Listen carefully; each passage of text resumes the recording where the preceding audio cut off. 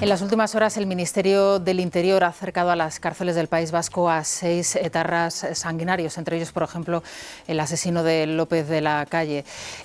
Con esta situación, son solo 19 los terroristas que quedan fuera de las cárceles del País Vasco y Navarra. En total, son 180 los terroristas que están encarcelados en nuestro país. En lo que llevamos de legislatura, en la legislatura de Pedro Sánchez, desde el año 18 hasta la actualidad, 276 terroristas han sido acercados a las cárceles de Navarra y del País Vasco. El reagrupamiento, la reorganización de los terroristas en estas prisiones es un motivo de desesperanza, como es lógico, para las víctimas del terrorismo, que ven no solamente esa reagrupación de los asesinos de sus familiares, sino al mismo tiempo cómo se les están concediendo esos terceros grados penitenciarios, sobre todo desde que el Gobierno vasco se hizo con las competencias de prisiones hace algo más de un año. En lo que llevamos de 13 meses aproximadamente,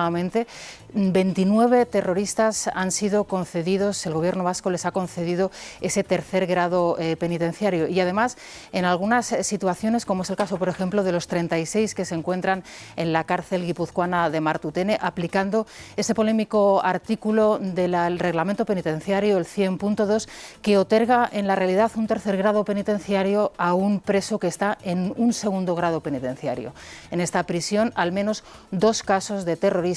están en libertad en un régimen abierto cuando en realidad deberían de estar en prisión. No estamos hablando solamente de la concesión de esos grados, por cierto, muchos de ellos recurridos por la Fiscalía, en concreto 17, y 5 de ellos impugnados por la Audiencia Nacional, sino que también estamos hablando de auténticos privilegios de los que gozan los etarras en estas cárceles vascas y navarras. Por ejemplo, ellos en esos módulos, es el caso, por ejemplo, de la prisión de Zaballa, una cárcel moderna, o el caso, por ejemplo, de la prisión de Martutene, una prisión antigua, vieja, pero donde los presos actúan a su libre albedrío como un auténtico grupo con actividades organizadas solo para ellos. Es el caso, por ejemplo, de la actividad deportiva CrossFit, también, por ejemplo, muchos videoforums, incluso charlas organizadas por las propias asociaciones vinculadas a los presos.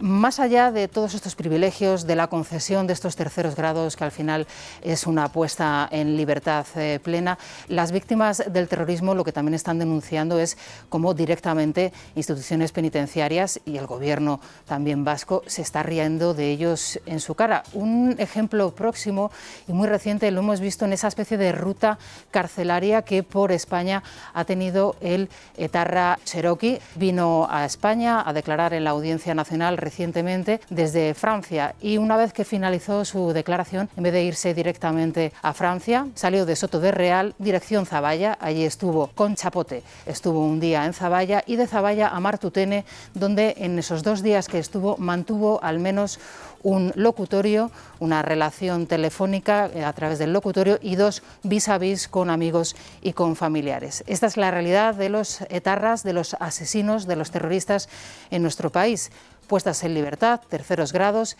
y privilegios.